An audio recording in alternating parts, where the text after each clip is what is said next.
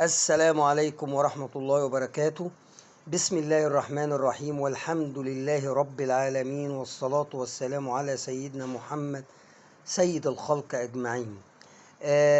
نبتدي على بركة الله.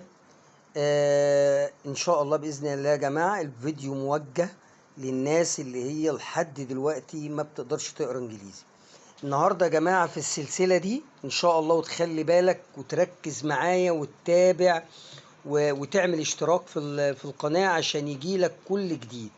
النهاردة هنمشي بأسلوب سهل ومبسط، حاجة اسمها الفاميلي ليترز، اللي هي تجميعة حروف مع بعض لها نطق معين. على سبيل المثال النهاردة هناخد ال A وال K وال E. ايك، يبقى دول نطقهم يا جماعة والصوت بتاعهم ايك.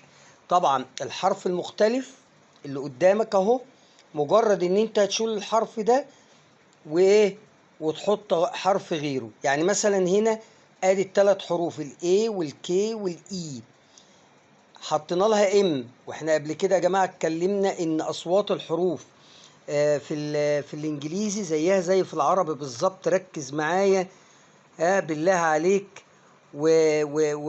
ونشط كده الذاكره وخليك معايا.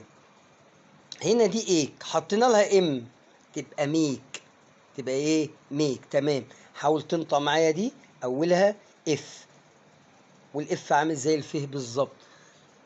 كل اللي اتغير اللي هو الحرف الايه الاف، تبقى ايه؟ فيك. ها حاول كده تنطق معايا بيك. برافو.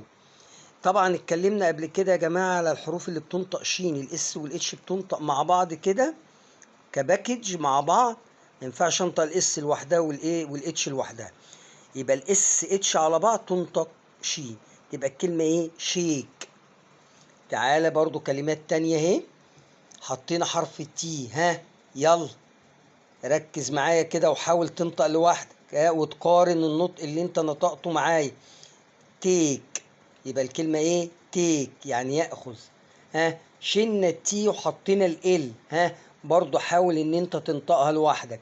ال صوته بالظبط او نطقه بالظبط زي اللام في اللغة العربية. برافو. تبقى الكلمة ايه؟ ليك. شلنا ال وحطينا الاس.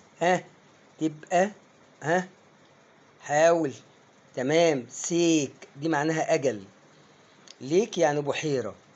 طيب شلنا الاس وحطينا حرف الدبليو. قلنا الدبليو يا جماعة بتنطق واو، تبقى الكلمة ايه؟ برضو حاول تنطقها قبل ما انا انطقها. تمام.